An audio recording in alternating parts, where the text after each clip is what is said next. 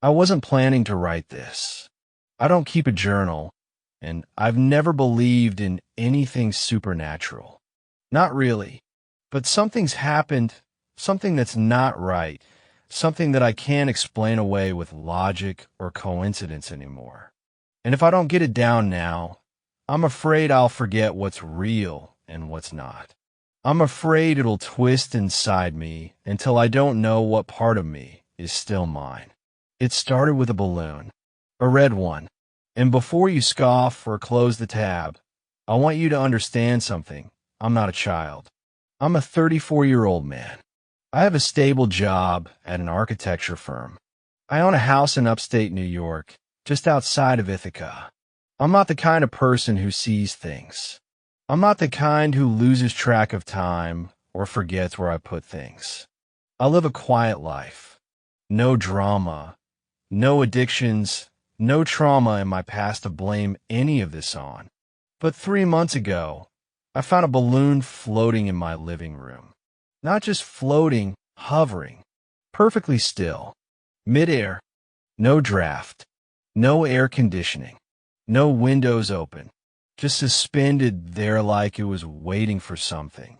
And I lived alone. It was early January. Snow had piled in quiet drifts around the property, the kind that makes the world feel silent and tucked in. I had just come back from a 2-week trip to Oregon for a company retreat. It was dull and structured and exactly what you'd expect from a corporate event. Loud hotel lobbies and long PowerPoints and forced group outings. I was exhausted and eager to be back home. I walked in through the garage, dropped my bags, and went to check the thermostat. That's when I saw it. A red balloon, floating about 4 feet off the floor, near the fireplace, just hanging there. I stared at it for what must have been a full minute. My first thought was, someone broke in and left it there as a joke.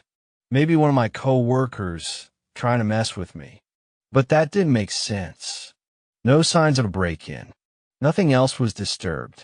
And who would do something so bizarre? Just one balloon? I walked over and reached out to touch it. It didn't drift away. It didn't spin. It didn't respond to my movement. When my fingers brushed the surface, it was cold. Not room temperature, cold like something that had been sitting in a refrigerator. It bobbed slightly under the pressure, but returned to its original position when I let go. Perfectly still again. I laughed, but it wasn't a real laugh.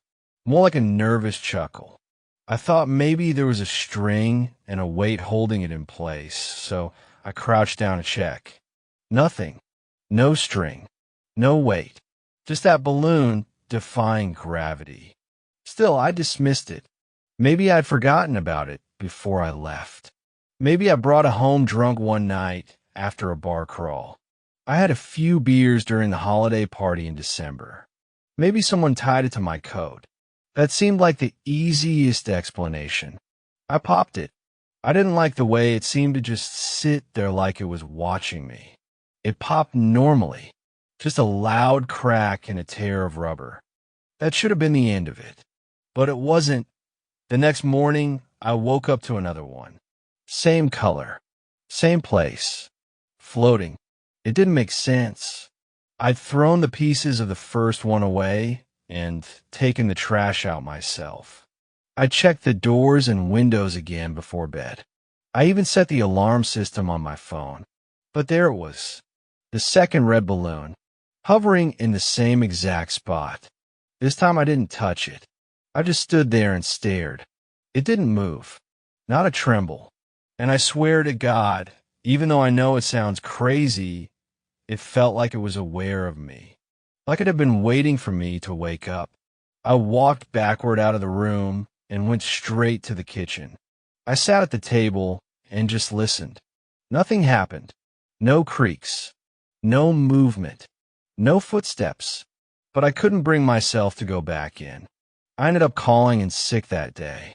Around noon, I heard a faint squeak, rubber dragging on wood. I froze. My phone was in my hand.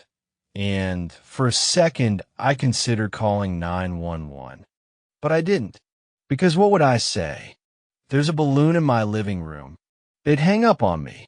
Or worse, they'd send someone and put me on a list. So instead, I grabbed a broom from the pantry, crept back into the living room, and jabbed at it from a distance. It didn't resist. It floated slightly away, then settled again, hovering in midair once more. But just before I tapped it again, I swear it tilted toward me like it was following my hand. That night, I didn't sleep. Not really. I locked the bedroom door, shoved a chair under the knob, and left the lights on. No balloon in the morning. But the silence was worse than the balloon. The next few days were calm. I started convincing myself that I had imagined the second balloon. That was stress, jet lag, something in my mind needing to create patterns where there were none. I got back to work. I even joked about it to a friend over coffee, called it my ghost clown. That was a mistake, because 2 nights later, I heard the sound again. A soft, dragging squeak. Across wood. Only this time, it wasn't just one. There were multiple. I left the bedroom, phone flashlight cutting into the dark, and crept down the stairs. There were 5 of them. 5 red balloons, each in a perfect line, leading from the fireplace toward the hallway. None of them moved as I approached. They just floated, still, silent, and cold. My breath came fast. My vision narrowed. I was in flight or fight mode and didn't know what the hell to do. I turned on every light in the house, grabbed a bat from the hall closet, and I did a full sweep. Every door locked, every window sealed. No sign of entry. I popped each one again, one by one.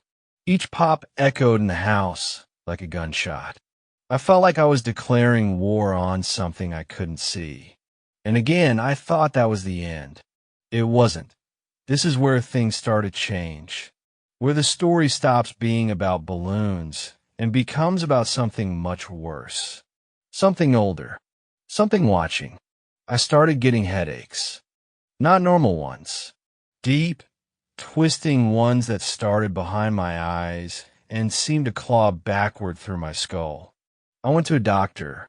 MRI came back clean. No tumors. No blood pressure issues. Nothing. Just stress, they said. But I knew better, because every time I got one of those headaches, I'd find another balloon. Sometimes one. Sometimes more. Once I came home and found 13 of them, floating in the kitchen, all of them facing the same direction, toward the basement door. That's when I stopped sleeping in the house. I checked into a motel in town. Didn't tell anyone, not even my coworkers. I started working remotely. Said I had the flu. I needed distance, even if it meant going broke. But the balloons followed. First in the motel bathroom, just one.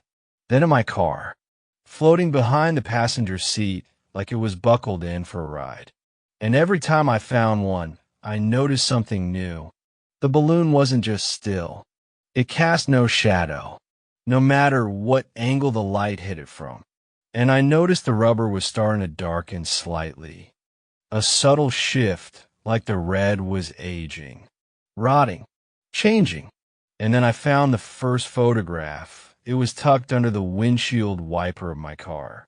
No envelope, no note, just a Polaroid, a child's birthday party. Only, the image was wrong. The faces were all blurred, but not like from movement. Blurred like someone had smeared the emulsion while it was still wet. Except one detail was clear. A balloon, red, floating in the background. Perfectly still. Even the trees in the photo had motion blur. But the balloon didn't. Like it had been added later. But it hadn't. I know Polaroids. You can't fake that kind of thing. I'll stop here for now. Because I need sleep. And because I can feel something just outside my motel room. I haven't opened the curtain. I won't. but I can see its shadow underneath the door. And it's round, and floating, and perfectly still. I didn't scream when I saw the balloon in the closet. I couldn't. My throat locked up, and my body simply refused to move. It wasn't just the balloon, it was the way it hovered, the way it pressed toward me like it knew I was there, like it sensed me. The red surface looked stretched, straining slightly, as though something inside it wanted out. My mind did that thing it does when it sees something it can't comprehend. It reached for logic. It's a child's toy. It's static electricity. It's wind pressure from the vent. Something, anything. But the balloon moved with purpose. It glided slowly, deliberately, closing the short distance from the closet to the edge of the bed, and then stopped, floating directly at eye level. No air moved. My breath was shallow and stuttered, like I was forgetting how to inhale properly. It hovered there for what felt like 10 full minutes. Then it dropped to the floor. No hiss, no pop, just a soundless descent. I scrambled back as it touched the carpet, and then it rolled. Not bounced. Rolled, like a marble, straight under the bed. That was the last straw. I took Lily, and we spent the rest of the night in the car. The next morning, I called in a favor with a friend from work who knew someone who did spiritual house cleansings. Not really my thing, but I was desperate. Her name was Mira, and she had a way about her that made the room feel smaller just by being in it. Not cold, just aware. She didn't ask many questions. Just walked through the house quietly, fingers trailing along walls and door frames. She stopped in Lily's room. Her eyes didn't move, but I could tell she was listening to something. Then, in a very calm voice, she said, "Your house isn't haunted. Not in the way you think. It's thin. The air is too still because something is pressing from the other side." I asked what that meant, and she looked at me with such sincerity, it actually made my knees weak. There's a space behind this place. Something very old, very patient. It doesn't come through the walls. It comes through you, through attention. That balloon is not a trick. It's an invitation. I wanted her to cleanse the place, do a ritual, burn sage, something. But she shook her head. I can't close what's already open. It didn't start here. It started before you ever arrived. Has Lily had any imaginary friends lately? My stomach dropped. Yes, of course she had. She talked about someone called the Thin Man. Said he wore a coat made of whispers and always stood behind the balloon. Never next to it. Always behind. He says the balloon is to help me float when I leave. Lily once whispered to me during dinner, her face completely blank. Mira left that day, refusing payment. She told me to leave. Immediately. But I couldn't. Not yet. We had nowhere to go. And deep down, I still hadn't fully convinced myself that I wasn't simply unraveling. Maybe it was stress, grief, a hallucination shared by a kid too young to know better. But I should have listened. That night, I found a new balloon. Green this time, not red. It was sitting in the living room on the couch. No strings, no weight. Just hovering slightly above the cushion like it had just been let go. I froze in the doorway, and Lily appeared behind me, her small hand slipping into mine. That one means someone is already inside. I turned to look at her. What do you mean, already inside? She looked up at me, her eyes wide and unblinking. He has rooms in the walls. You don't hear him because he moves when the wind doesn't. The house creaked, but there was no wind. No trees outside rustling. No cars on the road. Just silence. And the balloon. That night, I set up a camera. My last act of defiance. I needed to see proof, something undeniable. I aimed it at the hallway, where the balloons most often appeared, and let it record overnight. At 3:07 a.m., the camera stopped recording. I didn't know that until the next morning. The footage ran fine for the first few hours, showing the hallway dimly lit under the soft glow of a nearby lamp. But right at 3:07, the screen fuzzed over with static. Then something strange happened. The static cleared for a single second. Just one. In that frame, I saw Lily, standing in the hallway, her back to the camera, and behind her, floating above her head, were 3 balloons. Red, green, and black. The black one was stretched almost to the ceiling, pulsing. But Lily never left her bed that night. I checked. The next day, she wouldn't speak. She didn't eat. She wouldn't make eye contact. I tried to shake her gently, to talk to her, even raise my voice a little, but nothing. She stared straight ahead, fingers twitching slightly. I noticed a small smudge of something gray beneath her fingernails. I washed her hands. The gray wouldn't come off. That evening, I saw the wall shift, only for a second, like a ripple in water. The corner of the hallway near Lily's door twitched, almost like something behind the drywall had pushed too hard and the surface had buckled. The paint bubbled. A whisper followed, barely audible. Open the mouth. I ran. I ran down the hallway, flung the door open to Lily's room, and stopped cold. Every surface was covered in drawings. Not on paper, on the walls, with markers, crayons, and what looked disturbingly like ash. The same figure appeared over and over again. A faceless man, wearing what looked like smoke. Hands too long, shoulders crooked, always holding a balloon. In one drawing, he was inside her closet. In another, he was inside her mouth. I pulled her out of the room, packed a bag, called my ex, and begged her to take Lily for a few days. I didn't care how it looked. I just needed her safe, away from the house, away from him. That night, I stayed alone, and the black balloon returned. I didn't sleep the night Lily left. It was like the house knew she was gone. The creaks were louder. Not like when adjusting to temperature. This was different. Heavier. They came in intervals and in places where no one should be stepping. Hallway, kitchen, directly above the living room. But I was the only one inside. I sat on the couch with a baseball bat in one hand and the TV remote in the other, flipping through channels I wasn't watching.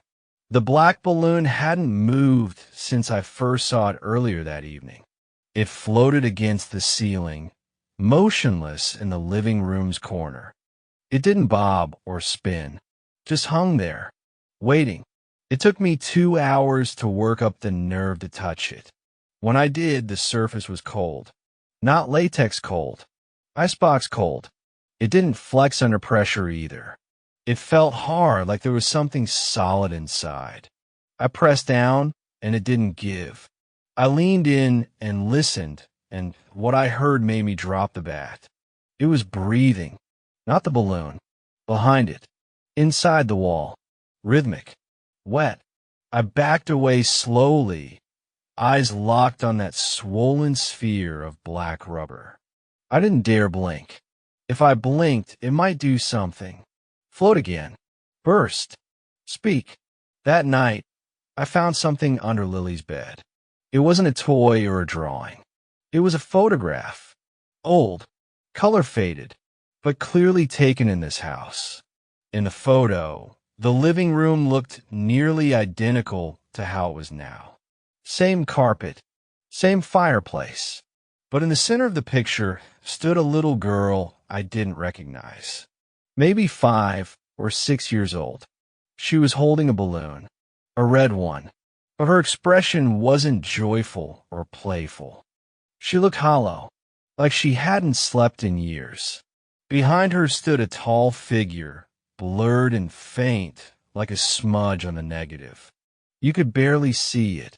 If I had blinked, I might have missed it. The shoulders were too wide. The head was tilted unnaturally to one side. It stood in the hallway, just barely visible past the frame of the door. I flipped the photo over. In tiny, handwritten print, it said, "She spoke to him." The mouth opened. The air turned still. No one ever found her. I dropped it. I didn't sleep that night either. The next day, I returned to Lily's room. I had to know what else she had drawn, what she'd seen.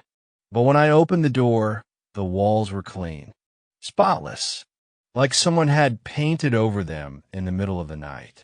The only thing left was a single balloon, green, tied to the end of her bedpost. I didn't tie it there. I didn't even own green balloons.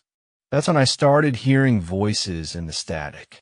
Every time I turned on the radio, even if the station was clear, I'd hear it buried underneath the music or talk, whispering, just out of sync, a second too late, like it was trying to catch up to my thoughts. It whispered names I didn't know, sometimes in different languages, sometimes in the voice of my mother, who died years ago. It started bleeding into phone calls.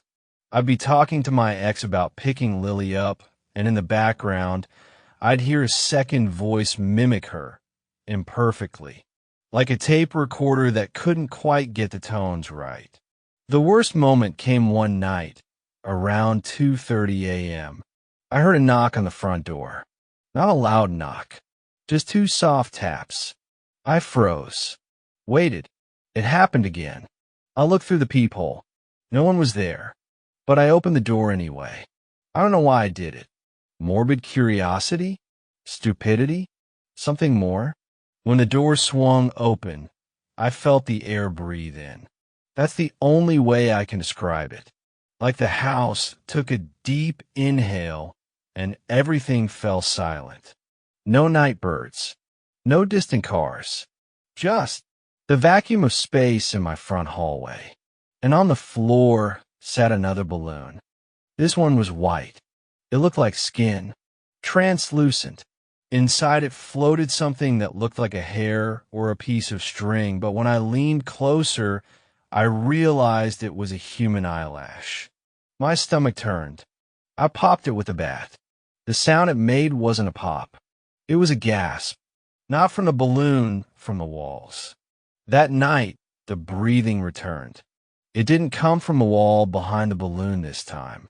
It came from the ceiling. I looked up and saw dust spiraling down in slow motion, even though the air was perfectly still. I couldn't take it anymore. I called Mira again. I told her everything, the photos, the voices, the breathing balloons. She didn't sound surprised. "There's a reason still air unsettles people," she said. "We're used to the world moving. Stillness is a trick, a trap. Stillness is when it can see clearly." "What is it?" "You already know. You just don't want to say its name." I asked her what she meant. "You've already spoken it. When Lily told you who was behind the balloon." I whispered, "The thin man." The silence on the line stretched for a long time. Then she said, "It isn't his real name. It's the name he lets you remember. If you speak his true name, he breathes through your mouth when you sleep." The phone died after that. Completely fried. Wouldn't turn back on. That night, I dreamed I was in a field of balloons. Thousands. All sizes. All colors. Floating, but tethered by something invisible. Each one had a name tied to it. Names I didn't recognize. Until I saw mine. And Lily's. Her balloon was rising. I ran after it, screaming, but the more I moved, the further it floated away. And then, just as it touched the clouds, it popped, but not from pressure. From a needle that pierced it from above. And through the hole in the cloud, something looked down at me. It didn't have eyes, but I felt it watching. I woke up gasping. sweat-soaked, and in the hallway outside my bedroom door floated another balloon. This one was clear, and inside it I saw something moving. A finger, a child's finger. Small, pale, bent slightly like it had been broken, and drawn on the outside of the balloon, scrawled in what looked like charcoal. Lily saw him. Now he sees through her. I reached for the bat, but the balloon floated away from me. It moved without wind, without pull, just moved like it was afraid, or like it was leading me down the hallway, toward the attic. That's when I remembered we don't have an attic, or we're not supposed to. The ceiling panel at the end of the hall, where the walls shift and the air never moves, it had a rope I never noticed before. A pull cord. I reached up and pulled. I stood beneath the pull cord, heart pounding in my chest. The ceiling panel at the end of the hallway was something I had never noticed before. We didn't have an attic, or at least I had always believed we didn't. But there it was, undeniable and ominous. The clear balloon floated beside me, its ghastly cargo, a child's severed finger, swaying gently within. The message scrawled on its surface haunted me. Lily saw him. Now he sees through her. I reached up, fingers trembling, and grasped the pull cord. The moment I did, a chill ran down my spine, as if the house itself was exhaling a cold, stale breath. With a deep breath to steady myself, I pulled. The ceiling panel creaked open, revealing a dark void above. A rickety wooden ladder unfolded, each rung groaning in protest as it extended to the floor. The air that wafted down was thick with the scent of decay and something else, something metallic. I hesitated. Every instinct screamed at me to run, to leave this cursed house and never look back. But I couldn't, not while Lily was still in danger. I had to know what was up there. Gripping the sides of the ladder, I began my ascent. Each step felt like a journey into the unknown, the darkness above swallowing me whole. As my head breached the attic's threshold, I fumbled for a light switch or pull chain. My fingers brushed against a cold, metal chain, and I gave it a tentative tug. A single, dim bulb flickered to life, casting long, dancing shadows across the attic's interior.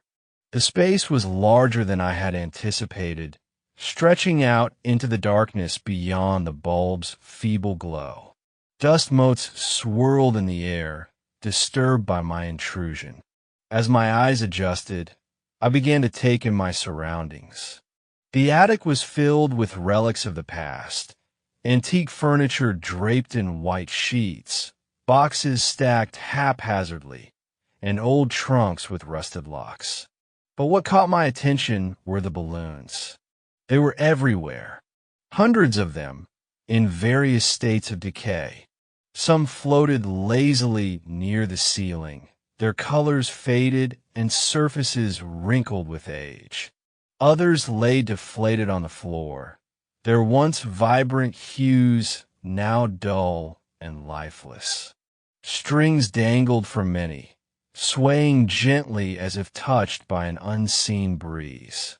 I stepped cautiously into the attic, the floorboards creaking beneath my weight. The balloons seemed to react to my presence, shifting slightly, as if watching me. In the center of the attic stood an old wooden rocking chair. It faced away from me, gently rocking back and forth, though there was no one in it. The sight sent a shiver down my spine. I approached the chair slowly, each step measured and deliberate. As I rounded it, I saw what lay beyond, and my blood ran cold. Against the far wall was a mural, drawn in what appeared to be charcoal or ash. It depicted a tall, gaunt figure with elongated limbs and a featureless face. In its hand, it held a balloon. Beneath the figure were dozens of smaller drawings. Children, each holding a balloon identical to the one held by the figure. Their faces were hollow, empty. In the corner of the mural, a name was scrawled, The Thin Man. The realization hit me like a freight train. This was the entity that had been tormenting us, the presence that had infiltrated our lives through the seemingly innocent guise of balloons. And it had been here all along, lurking just above us. A sudden rustling sound snapped me out of my thoughts. I turned sharply, eyes scanning the dimly lit attic. The balloons were moving, shifting toward me. Their strings dragged along the floor, creating a sinister, whispering sound. Panic surged through me. I backed away, only to feel something cold brush against my neck. I spun around and came face to face with the balloon, its surface reflecting my terrified expression. But it wasn't my reflection that made me scream. Within the balloon, a pair of eyes stared back at me. I stumbled backward, tripping over a box and landing hard on the floor. The impact jolted the breath from my lungs, but I didn't have time to recover. The balloons were closing in, their movements deliberate and menacing. Desperation took hold. I scrambled to my feet and bolted for the ladder. As I descended, the balloons followed, spilling out of the attic and into the hallway. I hit the ground running, sprinting toward the front door. But as I reached for the handle, the door slammed shut on its own. I yanked and pulled, but it wouldn't budge. A soft, eerie whisper filled the air, emanating from all around me. It was the same whispering I had heard before, the same voice that had haunted my dreams. The mouth opened. The air turned still. I turned to face the source and saw him. The thin man stood at the end of the hallway, his form partially obscured by the shadows. He was taller than any man I'd ever seen, his limbs unnaturally long and slender. His face was devoid of features, a blank canvas of pale skin. In his hand, he held a single black balloon. He began to move toward me, his movements slow and deliberate. With each step, the air grew heavier, pressing down on me like a tangible weight. I couldn't move, couldn't breathe. I was paralyzed by fear, rooted to the spot as he closed. The thin man stood at the end of the hallway, his elongated frame casting an unnatural shadow that stretched toward me like grasping fingers. The black balloon in his hand seemed to pulse with a life of its own, its surface shimmering with a dark, oily sheen. The air between us was thick, oppressive, as if the very atmosphere recoiled from his presence. I wanted to run, to scream, to do anything but remain rooted to the spot. Yet my body betrayed me, paralyzed by an overwhelming dread that seeped into my bones. The house around us seemed to warp and shift, the walls breathing in tandem with the rhythmic pulsing of the balloon. "Why are you doing this?" I managed to choke out, my voice barely above a whisper. The thin man tilted his head, the featureless expanse of his face betraying no emotion. From the depths of the silence, a voice emerged, not from him, but from everywhere and nowhere at once. It was a chorus of whispers, layered and discordant, yet unmistakably clear. She called to me. She opened the door. A surge of memories flooded my mind. Lily's drawings, her vacant stares, the balloons that appeared without explanation. Had she inadvertently invited this entity into our lives? "What do you want?" I demanded, finding a shred of courage amidst the terror. The whispers coalesced into a single, chilling statement. To be seen. To be known. To be free. The black balloon slipped from his grasp, floating toward me with an eerie grace. I stepped back instinctively, but it continued its relentless approach until it was mere inches from my face. The surface rippled, and within its depths, I saw visions, children, countless in number, their faces etched with despair, each holding a balloon identical to the one before me. Among them, I saw Lily. Her eyes, once vibrant and full of life, were now hollow voids reflecting an infinite darkness. She reached out to me, her lips moving silently, forming words I couldn't hear but felt deep within my soul. Help me. Rage and desperation ignited within me. I couldn't let this entity take her. I wouldn't. Summoning every ounce of strength, I lunged forward, attempting to grab the balloon and pop it, to shatter the visions and break its hold. But my hands passed through it as if it were made of smoke. The thin man remained motionless, observing. The whispers returned, mocking and cruel. You cannot touch what is not yours to hold. Despair threatened to consume me, but I couldn't give in. I had to find another way. Recalling Mira's words about the power of names and the danger of speaking them, I realized that knowledge might be my only weapon. I know who you are, I said, my voice steadying. You're the embodiment of stillness, of the void between moments. You exist in the spaces where time hesitates. The thin man's form flickered, as if my words had struck a chord. The whispers grew louder, agitated. Emboldened, I continued. But you have no power here. This is my home, my reality. You feed on fear, on attention. Without it, you're nothing. The house trembled, the walls vibrating with a deep, resonant hum. The balloons that had infested the space began to deflate, shriveling into lifeless husks.